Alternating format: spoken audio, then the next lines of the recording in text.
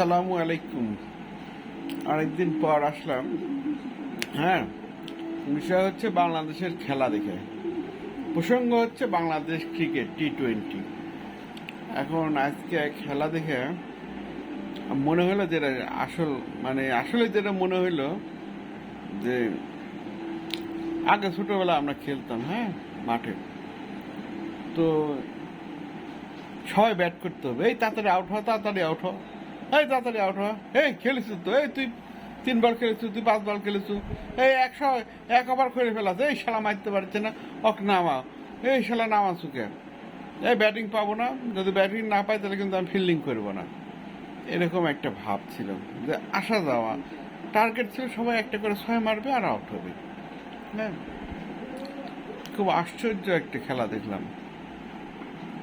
আর তার চেয়েও বড় কথা যেটা, হ্যাঁ, ওই যে আমরা মাঝে মধ্যে বলি এই বিশ্বকাপ না পরের বিশ্বকাপ, আসলে বাংলাদেশ টিম কি বিশ্বকাপ পাওয়ার মতো যোগ্যতা অর্জন করছে?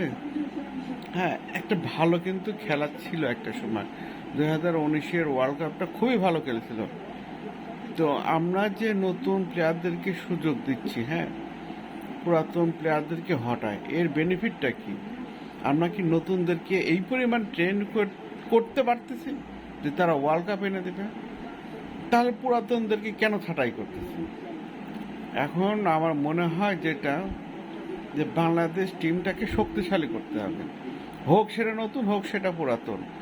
যে ভালো খেলতেছে তাকে আরো বেশি করে সুযোগ দিতে হবে।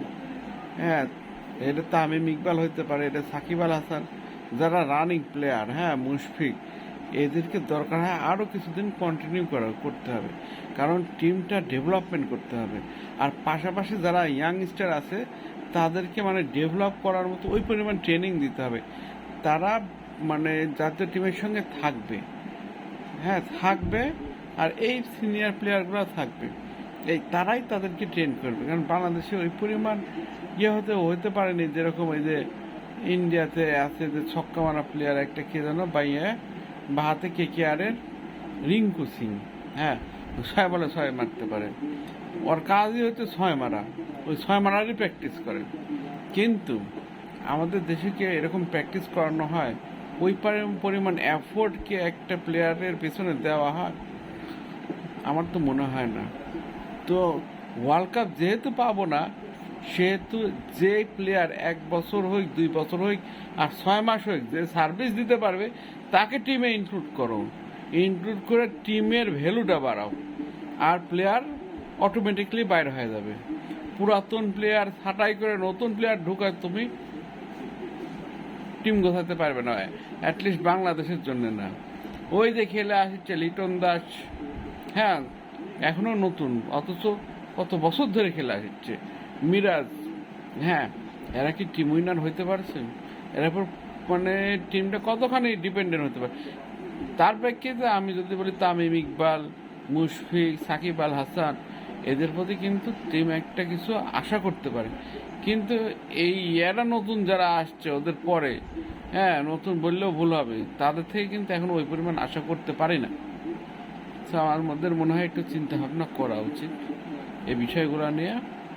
অনেক বিজ্ঞ লোক আছে, হ্যাঁ, তারা একটু দেখবেন, বিষয়টা দেখা উচিত। যাই হোক, আমরা সবাই আশা করি বাংলাদেশ ভালো খেলবে, ভালো করতে পারবে। হ্যাঁ, ভালো প্লেয়ারও আছে, জাস্ট কাজে লাগাইতে হবে। বোলিং ইউনিটটা অনেক স্ট্রং হয়ে গেছে, হ্যাঁ, ফিল্ডিংটাও আমরা ভালো আরও ডেভেলপ করতে পারবো। খালি সমস্যা হচ্ছে ব্যাটিংটা নিয়ে, ব্যাটিংয়ে সারা বেটা কিছুই করতে পারছে না, ওই জায়গাতেই ডেভেলপ করতে হবে।